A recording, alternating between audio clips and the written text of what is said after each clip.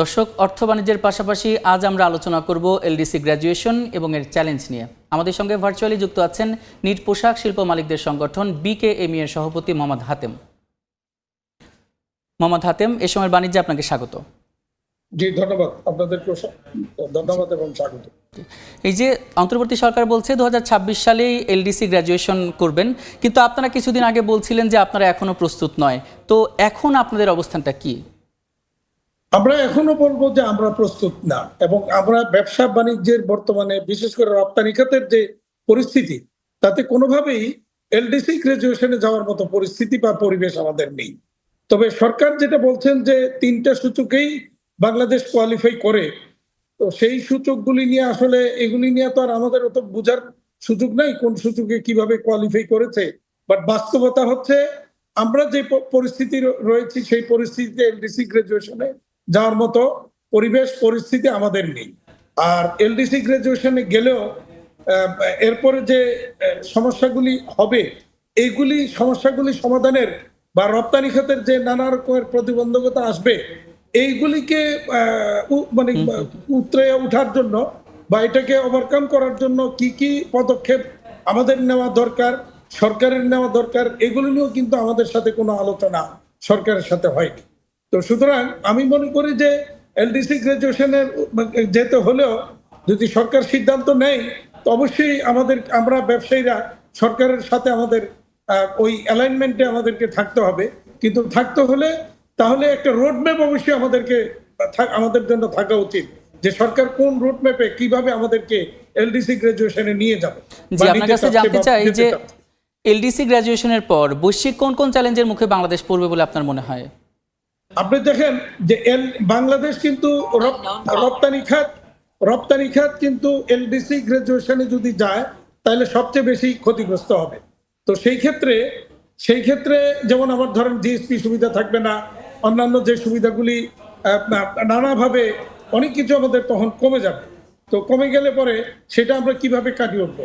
কিন্তু আরেকটা জিনিস এখানে, যেটা WTO এর রুলস অনুযায়ী আপনার এলডিসি গ্রাজুয়েশনের পরেও কিন্তু 3 বছর এই ফ্যাসিলিটিগুলি আমাদের পাওয়ার সুযোগ আছে।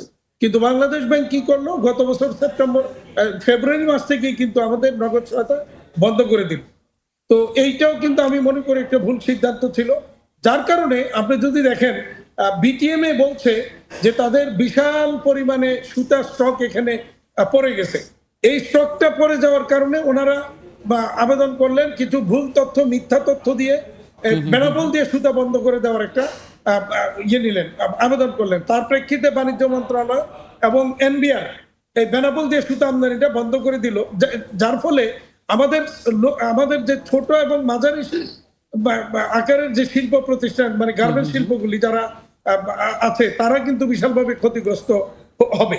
এবং শর্ট লিড টাইমের যে সুতাগুলি আমরা এই বেনাপোল দিয়ে আমাদের লোকজন আনতে পারতো, 10 টন 20 টন 50 টন সুতা আনতে পারতো, এইটাও কিন্তু এখন বন্ধ হয়ে গেল। ফলে শর্ট লিড টাইমের যে অর্ডারগুলি আমরা নিতে পারতাম, সেগুলি কিন্তু আমরা নিতে পারবো না। নিতে না পারলে সেখানে রপ্তানিও কিন্তু বাধাগ্রস্ত হবে। তো আপনি যে বলছেন যে এই যে সুতা ব্যবসায়ীদের জন্য কোনো ধরনের ব্যবস্থা নেওয়া হবে কিনা, আপনার কি মনে হয়? না, এখন ঘটনা হচ্ছে যে সুতার স্টক জন্ম কেন সেটাকে খতিয়ে না দেখে একটা ভুল তথ্য, মিথ্যা তথ্যের উপর ভিত্তি করে বেনাপোল বন্ধ করে দিল। এইটা আমি মনে করি কোনোভাবেই এটা ভালো কোনো সিদ্ধান্ত হয়নি। এটা একতরফা এক পেশে একটা সিদ্ধান্ত হয়েছে, এবং সেখানে ট্যারিফ কমিশন কিছুদিন আগে এই মর্মে একটা বিটিএমই কে নিয়ে একটা মিটিং করে, সেখানে আমরা যে মেজর স্টেক হোল্ডার, আমাদেরকে ডাকাও হয় নাই, আমাদের কোনো বক্তব্য নেওয়া হয়নি। ওই এক পেশে একজনের কথা শুনেই তারা এই ধরনের একটা সিদ্ধান্তের জন্য সুপারিশ করেছে। এইটা আমি মনে করি ট্যারিফ কমিশন সঠিক করে, এটা অন্যায় করেছে ট্যারিফ কমিশন। জি, আবার এখন দেখা যাচ্ছে আপনাদের যে নানা রকম ব্যবসায়ীদের এখন বর্তমানে চ্যালেঞ্জ দেখা দিচ্ছে, তার মধ্যে আবার জ্বালানির দাম বাড়ানো হলো। তো এটা আপনি কিভাবে দেখছেন, আর আপনারা কি চান আসলে? জ্বালানির দাম আমরা এক্সিস্টিং যেটা আছে আমাদের 30 টাকা এবং 31.5 টাকা, সেটাই আমরা হিমশিম খাচ্ছি। সেটাই আমরা কিন্তু অ্যাবজর্ব করতে পারছি না। মাস শেষে বিল দিতে আমাদের বহু কষ্ট হয়।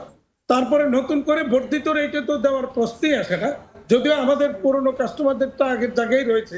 তার মানে নতুন করে আমরা কোনো এক্সপানশনও যাব না, আবার নতুন ইনভেস্টমেন্টও নিরুৎসাহিত করা হয়েছে। যখন একটা এত বড় সফল একটা ইনভেস্টমেন্ট সামিট হয়ে গেল বাংলাদেশে, এবং সেই সামিটের পরপরই এই গ্যাসের মূল্য বৃদ্ধিটা কিন্তু ইনভেস্টরদের কাছেও কিন্তু একটা রং মেসেজ যাবে। তো সুতরাং এই সবকিছু মিলেই কিন্তু আমরা দীর্ঘদিন যাবত আমাদের কিন্তু ইন্টারনাল আরো সমস্যা রয়েছে। ব্যাংকিং খাতে চরম অব্যবস্থাপনা চলছে, চরমভাবে অসহযোগিতা চলছে। জনাব হাতেম, আরেকবার সুতার প্রসঙ্গে যাচ্ছি। সুতার প্রসঙ্গে আসলে আপনারা কি চান, কি ধরনের পদক্ষেপ নেওয়া দরকার বলে আপনি মনে হয়? আমরা অবশ্যই এই বেনাপোল দিয়ে বন্ধ করার এই সিদ্ধান্তটা পুনর্বিবেচনার জন্য আবেদন করব, কারণ এটা কোনোভাবেই একতরফা সিদ্ধান্ত, কোনোভাবেই সঠিক সিদ্ধান্ত হয় নাই। এটা একটা একতরফা সিদ্ধান্ত হয়েছে, এবং যে অভিযোগগুলি রয়েছে এই অভিযোগগুলির ব্যাপারে আমাদের আপত্তি রয়েছে, এবং এটা আমরা খণ্ডাবো। আর পাশাপাশি যদি কেউ বিটিএম এর বক্তব্য অনুযায়ী কেউ যদি জনাব হাতেম, দেখা যাচ্ছে এখন কিন্তু প্রাক বাজেট আলোচনা চলছে, তো আগামী বাজেটে আসলে আপনারা কি চান? না, বাজেটে তো আমরা অনেক কিছুই আমরা দিয়েছি, অনেক ব্যাপার সেখানে আছে, বা বিশেষ করে ট্যাক্সেশন পলিসি নিয়ে সেখানে বেশ কিছু বক্তব্য আমাদের দেওয়া হয়েছে। সেগুলি হয়তো কিছু এবার রেকটিফাই হতে পারে ট্যাক্সেশন পলিসি, যেটা আমাদের এনবিআর চেয়ারম্যান মহোদয় ইঙ্গিত দিয়েছেন। পাশাপাশি সোলার সিস্টেম নিয়ে আমরা কথা বলেছি। সোলার সিস্টেমের উপরে সকল প্রকার এটির উপর ভ্যাট এবং এসডি এগুলি প্রত্যাহার করার জন্য। জনাব হাতেম, আপনার কাছে আরেকটা প্রশ্ন ছিল। এখন যেহেতু দেখা যায় যে ট্রাম্পের ট্যারিফ দিচ্ছে এবং বিশ্ব বাণিজ্য যুদ্ধ চলছে, এই সময় দেখা যাচ্ছে যে আর একটা বছর আছে গ্র্যাজুয়েশন করার, তো এই মুহূর্তে আসলে সরকারের কি কি করণীয়, কি ভাবে আগানো যেতে পারে এবং ব্যবসায়ীদের কি করণীয় আপনি জানাবেন? সরকার মার্কিন যুক্তরাষ্ট্রের 37% ট্যারিফ নিয়ে সরকার যে পদক্ষেপটা নিয়েছে সেটা সঠিক পদক্ষেপ নিয়েছে, এবং লাইন মতোই সেটা আগাচ্ছে। আমরা খুব আশাবাদী সরকার যেভাবে এগিয়ে যাচ্ছে এটা নিয়ে, তাতে একটা ভালো ফল আমরা পেতে পারি বলে আমরা বিশ্বাস করি। আর পাশাপাশি নেগোসিয়েশনটা যদি ভালো করা যায়, তাহলে আমরা কিন্তু আরেকটা বাড়তি অ্যাডভান্টেজ আমরা নিতে পারি। ইউএস কটন বা ইউএস এর র মেটেরিয়ালস ব্যবহার করে উৎপাদিত পণ্য রপ্তানির বিপরীতে আমরা যদি ডিউটি ফ্রি অ্যাক্সেস পাই, সেখানে যদি আমরা প্রেফারেন্সিয়াল একটা ট্রেড এগ্রিমেন্টের আওতায় যদি আমরা এই বেনিফিটটা নিতে পারি, তাহলে কিন্তু সেখানেও কিন্তু আমাদের একটা বড় ধরনের ফেসিলিটি বা সুযোগ আমাদের জন্য তৈরি হবে, বিশেষ করে পোশাক রপ্তানির জন্য। এরপর যদি আরো স্পেসিফিক্যালি বলি, নিটওয়্যার শিল্পের জন্য এটা অনেক বড় সুবিধা আসবে বলে আমরা মনে করি। তো সুতরাং ইউএস এর যে এই ট্যারিফ এবং ট্যারিফ পরবর্তী যে পদক্ষেপ, এটা পজিটিভ ভাবে এগিয়ে যাচ্ছে, এবং আমরা আশাবাদী এখান থেকে আমরা ভালো কিছু পেতে পারি। আমাদের প্রত্যাশা সেখানে। অসংখ্য ধন্যবাদ জনাব হাতেম। দেখা যাচ্ছে বাংলাদেশ আসলে এই যত ধরনের চ্যালেঞ্জ আছে সেগুলো মোকাবেলা করে গ্র্যাজুয়েশন কমপ্লিট করবে, এটাই আমাদের প্রত্যাশা। আবারও ধন্যবাদ এই সময়ের বাণিজ্যে যুক্ত হওয়ার জন্য। ধন্যবাদ।